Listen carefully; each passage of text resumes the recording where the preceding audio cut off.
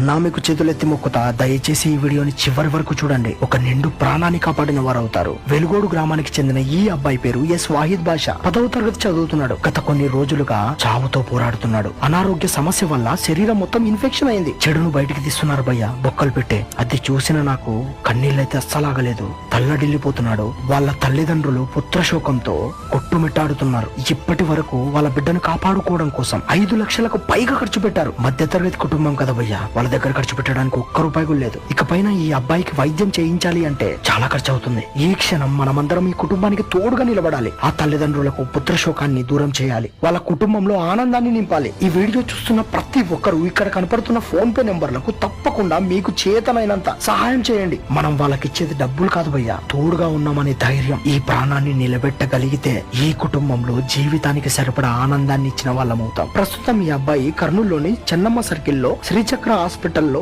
ఉన్నాడు. ఒకసారి వచ్చి చూడండి, మీకు అర్థమవుతుంది.